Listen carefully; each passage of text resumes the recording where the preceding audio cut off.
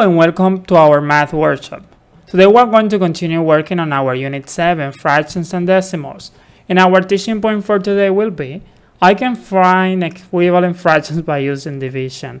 In this case, we're going to be taking a look at the equivalent fraction, but this time using division. Yesterday we had the opportunity to look for equivalent fractions trying multiplication, but this time we're going to try the inverse operation.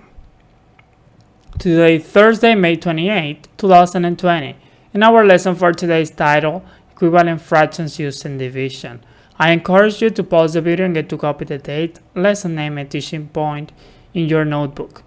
Now, we're going to be looking for equivalent fractions using division, but this way of looking for equivalent fractions is usually known as simplifying a fraction. So what is basically that? To simplify a fraction means to divide the numerator and denominator of a fraction by the same number to make an equivalent fraction made from fewer but larger unit fraction. Remember that a unit fraction is a fraction that at all time has a number 1 as a numerator. Alright? So keep that in mind. When we simplify a fraction, we're taking a fraction to its minimum expression. It is to say that we divide by the same number at the top and by the same number at the bottom. Alright? If we can do this anymore, then that means that the fraction is already simplified to its minimum expression. Alright, so if we take a look at this diagram, what can we see? Alright, equivalent fractions. So right here we can see that we have two ways to try this. We have one way that is multiplying, and the second option that is B, where we divide. As you can see, in both cases we have equivalent fractions, but in the first one, multiplying, we have, let's say, a greater quantity 1. The numbers are greater, even though we have more pieces, these pieces are smaller. As you can see right here, we have 5/6, but since we're multiplying, those pieces are growing itself. But as we multiply them, we're getting more pieces, but they're smaller. Now if we go down to B, we get to divide, and you can see that the numbers that our final fraction are smaller than at the beginning. And if we take a look at the diagram, we have fewer pieces, but these are larger. All right? So what basically the relationship here? In part B, denominator and denominator are divided by the same number. The result is an equivalent fraction with fewer but larger pieces, alright? So keep in mind that a fraction in its simplest form is a fraction in which there is not a whole number that divides the numerator and denominator except 1. If you take a look at 5/6, we cannot find a number that can divide 5 and can divide 6 at the same time. Alright, so that means that this fraction right here is simplified to its minimum expression. Alright, so let's take a look at this situation over here. Maria had 12 boxes of apricots. She sold 10 of the boxes. Then Maria said that she sold 5/6 of the boxes.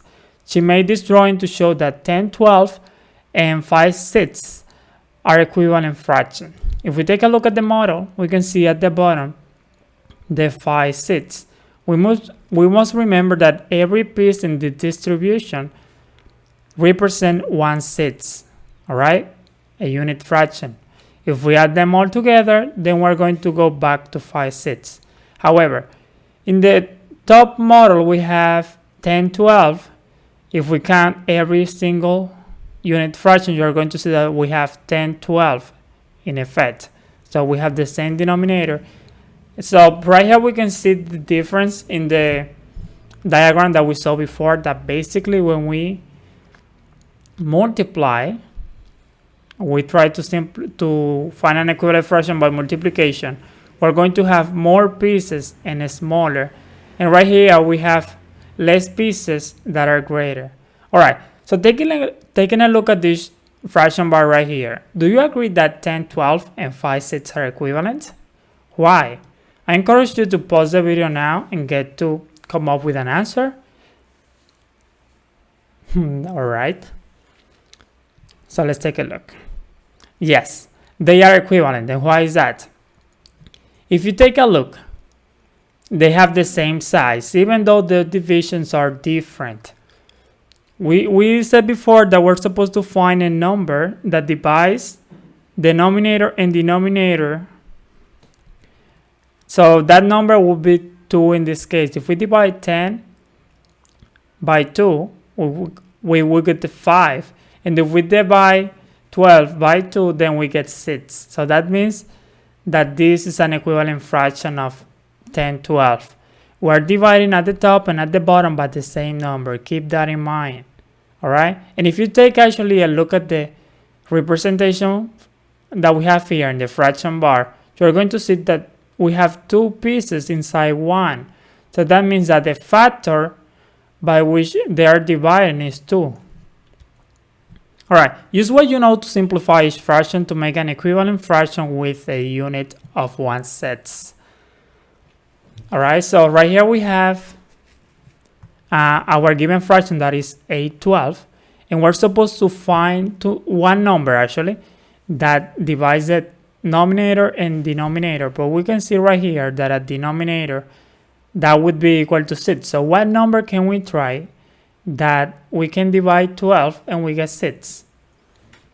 All right, so this will be a good opportunity to review your timetable. Okay, so in this case that number would be 2. If we divide 12 by 2, then we get 6. And then since we're supposed to divide at the bottom by the same number that we divide at the top, then we will have 8 divided by 2, that is 4. Now they're talking to us about unit fractions, but basically 4/6 is the addition of 1/6 4 times. 1/6 plus 1/6 plus 1/6 plus one other 1/6. So basically right there, we just got our unit fraction. Now, if we try the second one, 14/12, they're telling us right here, they're giving us this 6. So basically we are supposed to look for a number that when we divide 12 by this number give us the denominator of 6. And that number again is 12. 12 divided by 2 is 6. And then we have 14 divided by 2, that is 7. All right, so this would be our simplified fraction or equivalent fraction. Now, but right here we can still express this fraction as a mixed number because we can see that the numerator is greater than the denominator. So that means that if I break apart this fraction right here, I could say that I have 6/6 that is equal to 1 plus 1/6. And right here you can see that I have my mixed number, 1 whole, or actually 1 and 1/6. Alright guys, so now is your opportunity to put into practice what we just learned in this lesson. You're going to click on your Theme Central assignment titled as Thursday, May 28, 2020. Right there you're going to have a few questions to practice on. If you have any question or you find something that is really tough to you, I recommend that you click on save, something like that, an option that you have, and don't turn it in right away.